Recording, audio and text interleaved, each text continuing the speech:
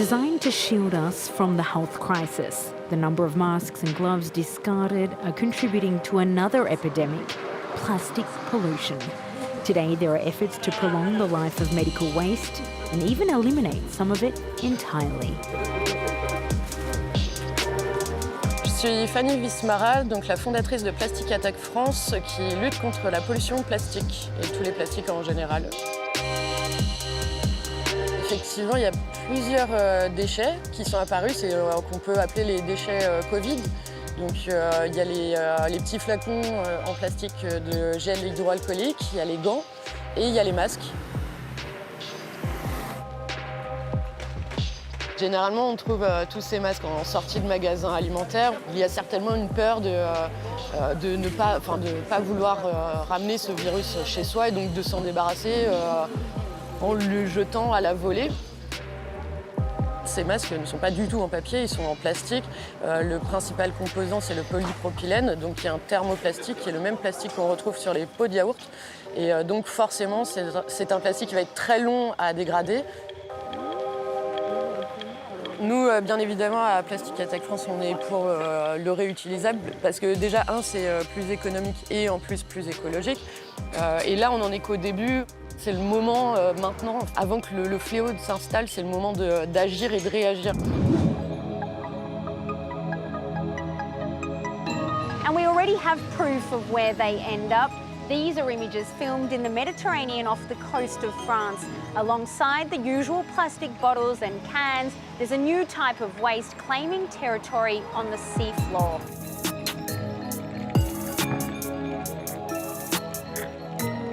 It's the dawn of a fresh wave of pollution, coinciding with the sheer quantity of material linked to the virus among individuals, but of course the overwhelming majority generated in hospitals. In China, in Wuhan, medical waste multiplied by 6 at the peak of the pandemic. In France, it has almost doubled, forcing hospitals to rethink the way they manage this colossal byproduct of their essential work. L'hôpital, de manière globale, est un gros producteur de déchets. Fabrice de Courcelles, je suis le directeur de la logistique de l'hôpital de Valenciennes. Nous nous trouvons dans le local central de l'hôpital de Valenciennes où se retrouve l'ensemble des déchets d'activités de soins à risque infectieux, ce qu'on appelle DASRI, des compresses, des pansements, des gants, c'est les masques, c'est tout ce qui est en fait équipement de protection individuelle. Quand on entre dans une chambre où un patient est Covid plus ou Covid suspect, le soignant doit évidemment prendre un certain nombre de précautions en termes d'habillement. On avait le pyjama, on était sur des personnes qui étaient en pyjama usage unique, qui étaient avec une surblouse usage unique, un masque. En tout cas, en usage unique, on s'est retrouvé environ à 50 000 masques par semaine. Bon, la crise a évidemment eu des impacts négatifs forts. Il y a eu aussi quelques bénéfices, on va dire, puisque en situation de crise, on a été amené à se poser la question du recours à l'usage unique. On va dire par exemple les blouses.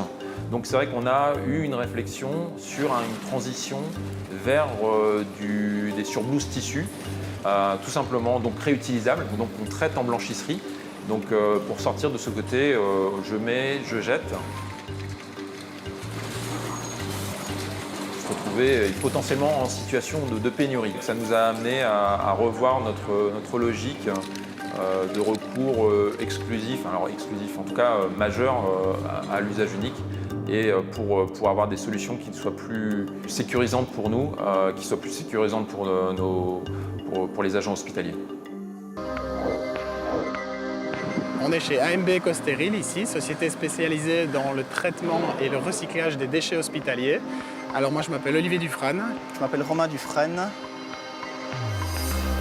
Concrètement, notre technologie est une alternative à l'incinération qui ne requiert que l'électricité et qui a pour principe en fait de broyer tous les déchets médicaux, donc de les réduire en volume et ensuite de les chauffer à haute température pendant plus d'1 heure. Et après ça, on va offrir aussi une possibilité aux pays qui le souhaitent de recycler pour vraiment offrir une économie circulaire d'une part et Au mieux, presque du zéro déchet. On fait d'un déchet dangereux volumineux un déchet qui n'est plus dangereux, décontaminé, réduit de volume, assimilable aux déchets ménagers.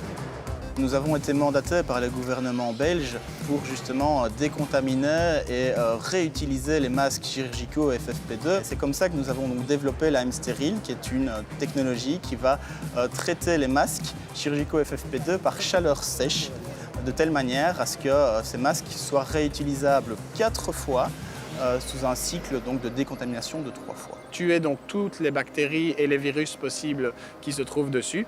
Et donc après le cycle, la personne va pouvoir récupérer sa boîte avec ses masques et donc les réutiliser. On offre une solution écologique en alternative aux solutions polluantes, du tout jetable à du moins jetable. C'est surtout ça l'idée.